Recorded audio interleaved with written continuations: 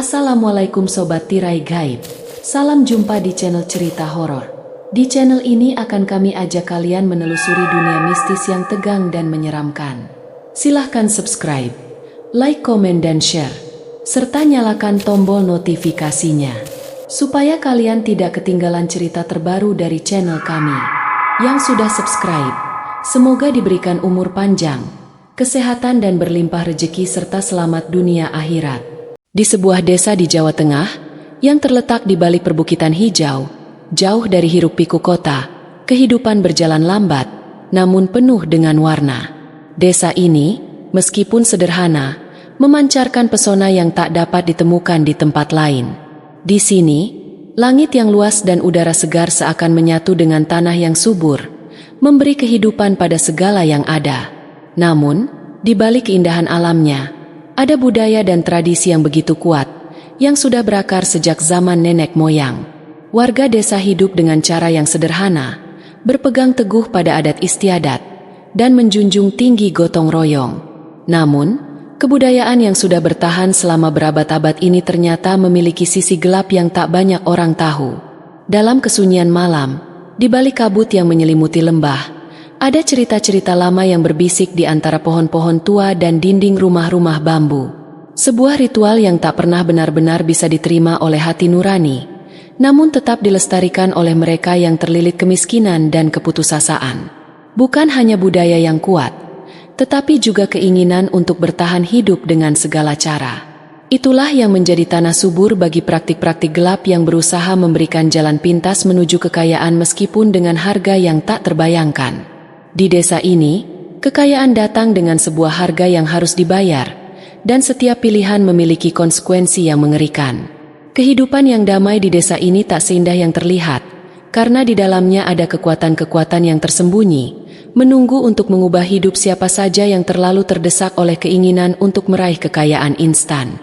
Perwira adalah seorang pria parubaya yang telah lama berjualan pakaian di pasar tradisional desa dekat tempat tinggalnya. Usahanya berkembang pesat, berawal dari satu kios kecil hingga akhirnya dia memiliki 3 kios yang selalu ramai oleh pembeli. Keuletan dan kegigihannya membuat kios-kiosnya menjadi yang paling dikenal di pasar tersebut. Hampir setiap hari dagangannya ludes terjual, dan dengan keuntungan yang didapat, dia mampu memberikan kehidupan yang layak bagi istrinya, Mira, serta anak semata wayangnya, Dito, yang masih duduk di bangku sekolah dasar. Namun kebahagiaan itu tidak berlangsung selamanya. Suatu malam yang kelam, ketika semua orang telah kembali ke rumah masing-masing, sebuah tragedi besar menimpa pasar yang menjadi mata pencaharian ratusan orang. Wira yang sedang beristirahat di rumah bersama keluarganya dikejutkan oleh ketukan pintu yang keras.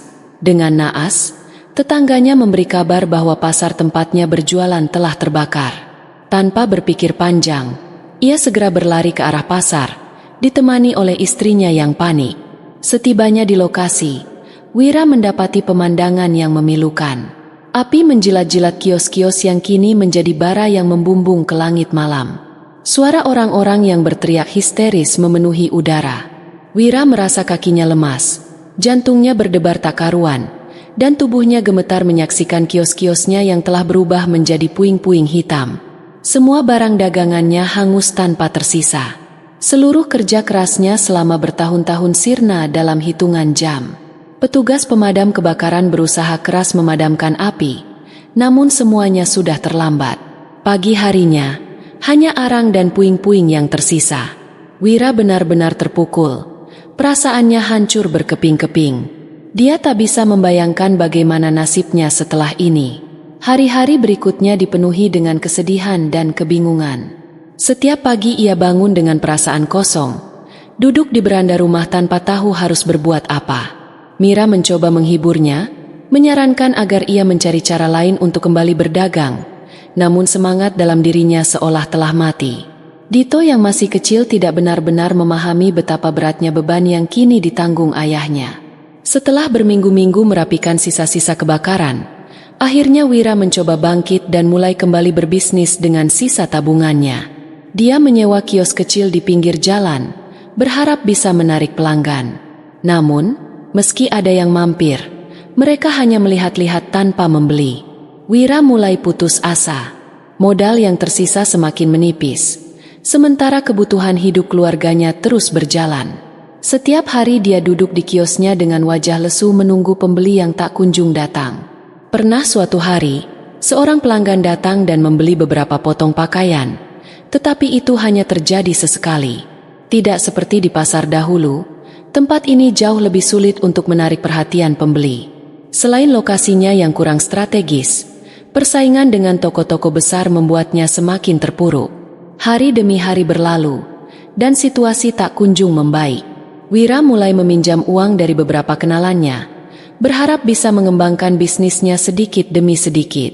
Namun, saat modal mulai habis dan utang semakin menumpuk, rasa frustrasi semakin menghantui pikirannya. Mira menyarankan agar dia mencari pekerjaan lain, mungkin dengan menjadi karyawan di tempat lain, tetapi ego Wira menolak mentah-mentah. Dia merasa gengsi jika harus bekerja untuk orang lain setelah sekian lama menjadi pedagang sukses. Dengan perasaan tertekan, Wira mulai berubah menjadi lebih pendiam, sering termenung dalam lamunan panjang. Malam-malamnya dipenuhi oleh kegelisahan, dan tidurnya tak pernah nyenyak. Setiap kali dia memejamkan mata, dia selalu teringat bagaimana kios-kiosnya dulu penuh dengan pelanggan, bagaimana ia menikmati keuntungan besar, dan bagaimana kehidupannya terasa begitu nyaman sebelum musibah itu terjadi. Dia merasa hidupnya telah hancur, dan semakin lama, pikirannya mulai dipenuhi dengan keinginan untuk mencari jalan pintas agar bisa kembali kaya. Mira yang mulai menyadari perubahan sikap suaminya menjadi semakin khawatir. Wira sering pergi keluar rumah tanpa memberitahukan tujuannya. Dia sering melamun dan terkadang berbicara sendiri. Hingga suatu hari, seorang teman lamanya datang berkunjung dan tanpa sengaja menceritakan tentang seseorang di desa sebelah yang dikenal mampu membantu orang-orang yang ingin cepat kaya. Ada seorang dukun di pinggir desa, namanya Ki Agus. Kata temannya, dengan nada pelan, katanya dia bisa memberikan pesugihan bagi siapa saja yang ingin hidup makmur kembali. Mendengar hal itu, mata Wira berkilat. Dia ragu, tetapi semakin hari, semakin besar keinginan dalam hatinya untuk mencari tahu lebih lanjut tentang dukun itu. Keinginan untuk kembali hidup makmur dan merasa nyaman dengan keluarganya membuatnya mantap memutuskan untuk pergi menemui Ki Agus, meskipun dalam hatinya masih ada sedikit ketakutan. Perjalanan ke tempat dukun itu tidaklah mudah. Dia harus melewati jalan setapak yang gelap dan sepi, dikelilingi oleh pohon-pohon tinggi yang menjulang ke langit. Angin malam yang dingin menusuk tulangnya, namun ia terus melangkah, membayangkan kehidupan lamanya yang makmur dan berharap bahwa dukun itu bisa membantunya mengembalikan segalanya. Setelah menempuh perjalanan hampir 1 jam, Wira akhirnya sampai di sebuah gubuk tua yang tampak begitu menyeramkan. Di bawah cahaya rembulan yang pucat, dari celah jendela terlihat nyala api kecil yang menerangi bagian dalam gubuk. Dengan hati berdebar, Wira mengetuk pintu kayu yang usang itu. Tak lama, pintu terbuka perlahan, dan dari baliknya muncul sosok pria tua berjanggut putih, bermata tajam, dengan tubuh kurus yang dibalut kain hitam lusuh. Ki Agus menatap Wira lekat-lekat seolah telah mengetahui kedatangannya sebelum dia sempat mengucapkan sepatah kata pun. "Aku sudah menunggumu," ucapnya dengan suara berat. Tanpa banyak basa-basi, Ki Agus memberi isyarat agar Wira masuk. Begitu melangkah ke dalam, aroma dupa yang menyengat langsung menyergap hidungnya, membuat kepalanya sedikit pening. Ruangan itu penuh dengan benda-benda mistis, mulai dari jimat, patung kecil yang menyeramkan, hingga berbagai tulisan kuno yang tergantung di dinding. Di sudut ruangan, ada sebuah kendi berisi cairan hitam pekat yang mengeluarkan bau aneh. Ki Agus mulai menjelaskan bahwa untuk mendapatkan kekayaan yang melimpah, Wira harus melakukan ritual pesugihan yang melibatkan tumbal manusia. Tidak peduli siapa, bisa orang asing, bisa orang dekat. Asalkan tumbal itu berhasil, maka keberuntunganmu akan kembali. Setelah mendengarnya, Wira terdiam. Tenggorokannya mendadak terasa kering. Ia memang menginginkan kekayaan, tetapi menyerahkan nyawa seseorang untuk itu adalah hal yang tidak pernah ia bayangkan sebelumnya. Namun ketika Ki Agus mengeluarkan sebuah cincin emas berukir aneh dan menyerahkannya padanya, Wira mulai merasa bahwa ini mungkin satu-satunya jalan yang tersisa. Cincin itu adalah jebakan. Siapapun yang memakainya dialah yang akan menjadi tumbal. Iblis biarkan seseorang menemukannya sendiri setelah dia memakainya. Kau tinggal menunggu kekayaan datang padamu, dan tumbal akan diambil oleh mereka yang telah bersekutu denganku, kata Ki Agus dengan senyum misterius. Dengan tangan gemetar, Wira mengambil cincin itu. Dilema besar bergemuruh dalam pikirannya. Apakah ia benar-benar tega melakukan ini? Tetapi di sisi lain, dia telah kehilangan segalanya. Ketakutannya mulai terkikis, dan dia memutuskan untuk memakai cincin itu, meninggalkan gubuk Ki Agus dengan langkah cepat. Malam semakin dingin, tetapi di dalam dirinya ada percikan harapan bahwa hidupnya akan kembali seperti dulu. Saat perjalanan pulang, ia teringat bagaimana kios-kiosnya dulu penuh dengan pelanggan. Kini, cincin itu menjadi harapan terakhir bagi Wira, tanpa menyadari bahwa cincin tersebut membawa kutukan yang akan menghancurkannya. Namun, di tempat yang jauh, seorang gadis bernama Sari berjalan pulang setelah sekolah. Tanpa disadari, hidupnya akan berubah selamanya setelah dia menemukan cincin yang ditinggalkan oleh Wira. Malam itu, setelah Wira meninggalkan gubuk Ki Agus dengan cincin di tangan, dia merasa seolah ada sesuatu yang mengalir dalam tubuhnya. Rasa dingin mencekam di sepanjang perjalanannya, seakan dunia menyambut langkahnya dengan kesunyian yang tak biasa. Hatinya dipenuhi oleh harapan, tetapi ketakutan yang samar juga mengikutinya, mengingatkan bahwa setiap pilihan memiliki konsekuensinya. Sesampainya di persimpangan jalan dekat sekolah, Wira melihat sekelompok siswi SMA yang sedang berjalan pulang. Mereka tampak ceria, tertawa dan bercanda, tidak tahu bahwa ada sesuatu yang tak tampak mengintai mereka di kegelapan malam. Di antara mereka, seorang gadis muda bernama Sari, yang sedang berbicara dengan teman-temannya, tiba-tiba melihat sesuatu yang berkilau di tanah. Tanpa pikir panjang, Sari berhenti dan membungkuk untuk memungut benda itu. Cincin emas yang Wira buang tergeletak begitu saja, tampak begitu berkilau di bawah sinar rembulan. Mata Sari membesar saat melihat cincin itu. Wah, cincin ini pasti mahal, pikirnya. Tanpa berpikir panjang, dia memasukkan cincin itu ke dalam sakunya dan melanjutkan perjalanannya pulang. Di rumah, Sari mengeluarkan cincin itu dan memeriksanya lebih teliti. Ukiran yang aneh dan tidak dikenal di cincin itu membuatnya penasaran, tetapi dia tidak terlalu memikirkan hal tersebut. Cincin antik, mungkin saja, gumamnya.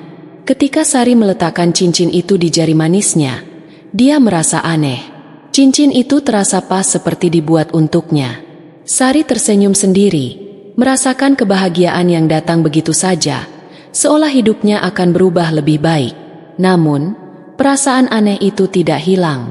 Udara di kamarnya terasa semakin dingin, dan Sari merasa seolah-olah ada sesuatu yang mengawasi dirinya. Tanpa disadari, Sari terlelap tidur, dan malam itu dia memasuki mimpi buruk yang mengerikan. Dalam mimpinya, dia berdiri di tengah hutan yang gelap. Kabut tebal menyelimuti sekelilingnya. Suara ranting-ranting yang gemeretak terdengar di kejauhan, dan langkah berat yang mendekat semakin jelas. Dia merasa sedang diawasi oleh makhluk besar dengan mata merah menyala, yang tiba-tiba muncul dari balik kabut. Sari berlari ketakutan, tetapi kakinya terasa berat, seakan ada yang mengikatnya. Dalam mimpinya, makhluk itu semakin mendekat, dan suara berat yang terdengar dari mulutnya membuat Sari gemetar. "Dia milikku sekarang." Suara itu bergema, seakan datang dari makhluk yang sudah lama mengintai. Sari berlari lebih cepat, namun tak ada jalan keluar. Suara itu semakin mendekat, dan tanah di bawah kakinya terbuka membentuk jurang gelap yang mengancam akan menelannya. Ketika Sari terbangun, tubuhnya menggigil dan nafasnya tersengal-sengal. Dia memandang sekeliling kamar dengan mata terbelalak, memastikan dirinya terjaga. Namun, udara di kamarnya tetap terasa dingin, lebih dingin dari biasanya. Jari-jarinya gemetar saat dia mencoba melepas cincin itu, tetapi cincin tersebut terasa seperti menyatu dengan kulitnya. Ketakutan mulai menjalar, dan Sari merasa terperangkap. Hari berikutnya, meski tubuhnya masih lemas, Sari mencoba menjalani rutinitasnya. Namun, semakin ia mencoba untuk menenangkan diri, semakin besar rasa takut itu menguasai pikirannya. Cincin itu semakin terasa berat, seolah ada sesuatu yang mengikatnya. Setiap kali dia mencoba melepaskan cincin itu, dia merasa seperti ada yang menghalanginya. Sari memberitahu ibunya tentang cincin yang dia temukan, dan ibunya, yang segera menyadari ada yang tidak beres, mencoba menarik cincin itu dari jari anaknya. Namun, usaha itu sia-sia. Cincin itu tidak bisa dilepaskan. Mereka semakin panik, dan Ibu Sari segera menghubungi Ustadz Aminuddin, seorang ahli ruqyah yang dikenal di desa mereka. Ustadz Aminuddin datang dengan perlengkapan ruqyah. Dia mulai membaca doa-doa pengusiran jin dan mengusapkan air ruqyah ke tubuh Sari. Tiba-tiba, Sari menggeliat, tubuhnya terlonjak ke belakang, dan suara berat yang tidak berasal dari dirinya keluar dari mulutnya. Suara itu mengerikan dan penuh kebencian. "Siapa kau yang mengusik tubuhku?" Suara itu menggema, membuat semua orang yang ada di ruangan itu merinding ketakutan. Ustadz Aminuddin tidak gentar. Ia terus membaca doa-doa dan mengusapkan air ruqyah ke tubuh Sari. Dalam sekejap, tubuh Sari bergetar hebat, dan akhirnya, cincin itu terlepas dari jari Sari dengan suara yang keras, seperti ada sesuatu yang memaksa untuk pergi. Begitu cincin itu terlepas, Sari jatuh lemas, terkulai tak berdaya di lantai. Ustadz Aminuddin terus melanjutkan doanya, dan tubuh Sari mulai kembali normal. Perlahan-lahan, Sari mulai membuka matanya. Kebingungannya terlihat jelas. Ia tidak bisa mengingat apa yang baru saja terjadi, tetapi satu hal yang pasti, hidupnya akan berubah selamanya. Sementara itu, di tempat lain, Wira yang telah melakukan ritual pesugihan merasa tubuhnya mulai terasa sakit. Perutnya membengkak dan kakinya terasa lumpuh. Rasa takut mulai menguasai dirinya ketika ia menyadari bahwa ritual pesugihannya telah gagal. Tubuhnya semakin melemah, dan suara berat yang sama seperti yang pernah didengar oleh Sari, kini terdengar di telinganya. "Kau akan membayar harga yang sangat mahal." Suara itu menggema. Mira, istrinya, yang mulai khawatir melihat perubahan pada tubuh Wira, membawanya ke dokter, tetapi hasil pemeriksaan menunjukkan bahwa tubuh Wira sehat. Namun, kondisinya semakin memburuk. Wira merasakan sesuatu yang mengerikan bergerak di dalam tubuhnya. Ketakutan yang sama yang ia rasakan saat ia melakukan perjanjian gelap dengan Ki Agus kini datang menghantuinya. Tak lama setelah itu, Wira terjatuh di rumahnya. Tubuhnya menggeliat tak terkendali. Wira mulai mencakar-cakar perutnya, seolah ada sesuatu yang berusaha keluar dari dalam tubuhnya. Yang panik, berlari untuk mencari bantuan. Namun, Wira akhirnya menghembuskan nafas terakhirnya. Tubuhnya terkulai kaku. Ia telah membayar harga dari pesugihan yang gagal dengan nyawanya sendiri. Kematian Wira menjadi berita yang mengguncang desa. Orang-orang mulai menduga bahwa kematian itu bukanlah kecelakaan biasa, melainkan akibat dari sesuatu yang gelap. Namun, tak ada yang benar-benar tahu apa yang terjadi. Hanya Ustadz Aminuddin yang tahu bahwa semua ini adalah akibat dari perjanjian gelap yang dilakukan oleh Wira. Cerita ini menjadi peringatan bagi banyak orang yang tergoda untuk mencari jalan pintas menuju kekayaan. Keinginan untuk mendapatkan kekayaan tanpa usaha yang benar hanya akan membawa seseorang ke dalam kegelapan dan kehancuran. Wira dan Sari menjadi contoh nyata bahwa segala perbuatan memiliki konsekuensi, dan jalan pintas yang tampak menggiurkan seringkali membawa petaka yang lebih besar. Kisah ini mengajarkan kita untuk tidak mudah tergoda oleh hal-hal yang tampak mudah dan cepat, karena di baliknya seringkali ada harga yang sangat mahal untuk dibayar.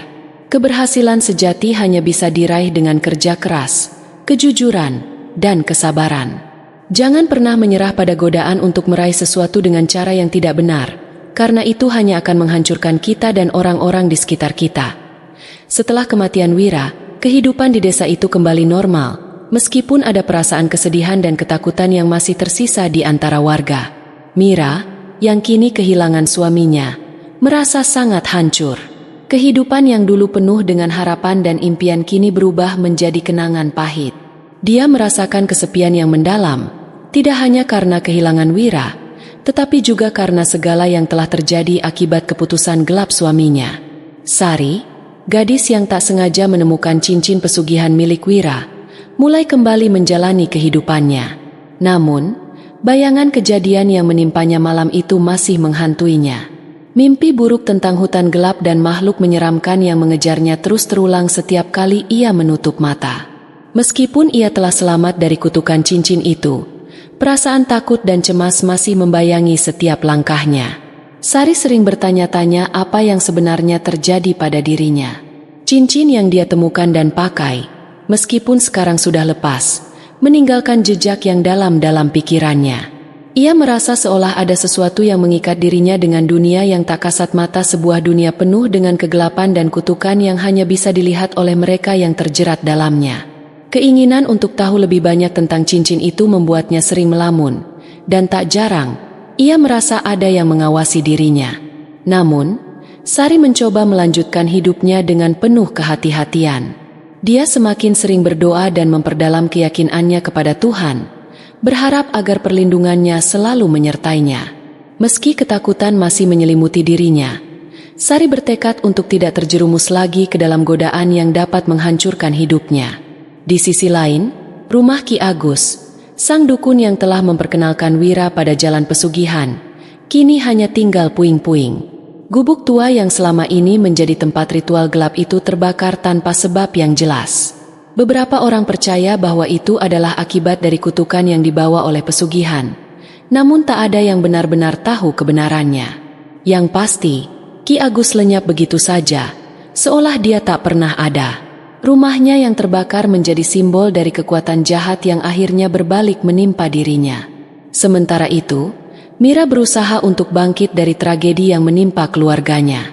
Dia bertekad untuk melanjutkan hidup demi Dito, anaknya yang kini semakin besar. Meskipun rasa kehilangan begitu mendalam, Riris menyadari bahwa dia harus terus berjalan. Dia tidak bisa membiarkan rasa sakit dan penyesalan menguasai hidupnya.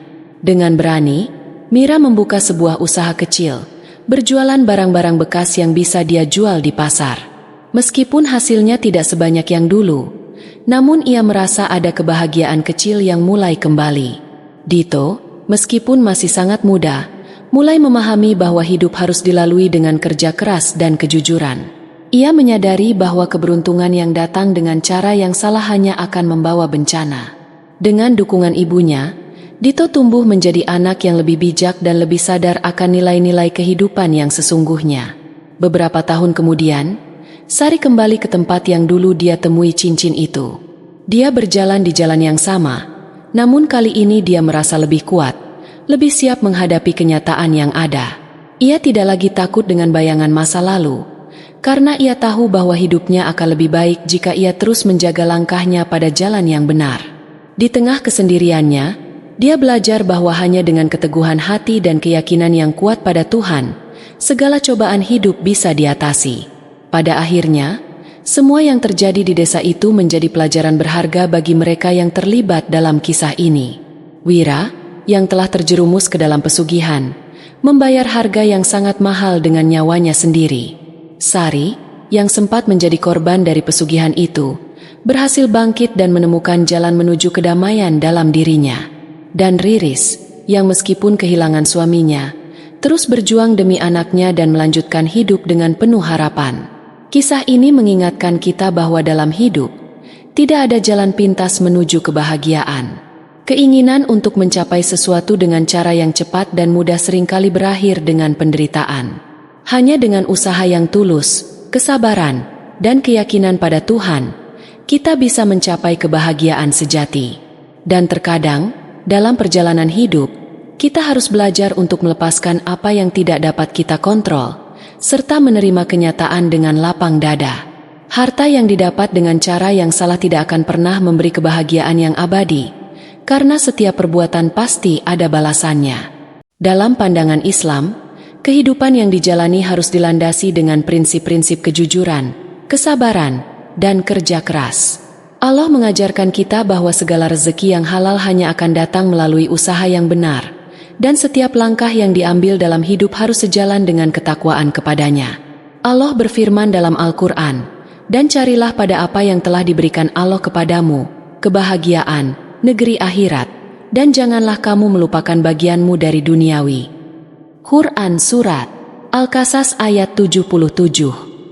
Ini mengingatkan kita untuk tidak mencari kekayaan dengan cara-cara yang tidak dibenarkan, seperti pesugihan atau jalan pintas yang melibatkan praktik gelap. Setiap usaha yang tidak sesuai dengan ajarannya hanya akan membawa kesengsaraan, bukan kebahagiaan sejati. Kekayaan yang diperoleh dengan cara yang salah bukan hanya merusak kehidupan dunia, tetapi juga dapat mendatangkan azab di akhirat. Islam juga mengajarkan kita untuk selalu bertawakal kepada Allah setelah berusaha, dan tidak tergoda oleh godaan dunia yang menipu. Rasulullah Shallallahu Alaihi Wasallam bersabda, "Sesungguhnya dunia itu adalah perhiasan, dan sebaik-baik perhiasan dunia adalah wanita salihah." Hadis riwayat Muslim. Begitu pula, setiap keputusan yang kita ambil harus didasari oleh ketakwaan dan keimanan, bukan oleh nafsu atau keinginan untuk cepat kaya. Kekayaan yang diperoleh dengan cara yang bersih dan sesuai dengan ajaran Islam adalah berkah, sementara kekayaan yang datang dari jalan yang kelam hanya akan membawa kerugian yang tak terbayangkan. Oleh karena itu, sebaiknya kita menghindari jalan pintas yang hanya mengundang kebinasaan, dan selalu mengingat bahwa kebahagiaan hakiki datang dari hidup yang diberkahi, bukan dari kekayaan yang diperoleh dengan cara yang tidak benar. Terima kasih Sobat Tirai Gaib. Jangan lupa subscribe, like, komen dan share, serta nyalakan tombol notifikasinya, supaya kalian tidak ketinggalan cerita terbaru dari channel kami. Yang sudah subscribe semoga diberikan umur panjang, kesehatan, dan berlimpah rezeki, serta selamat dunia akhirat.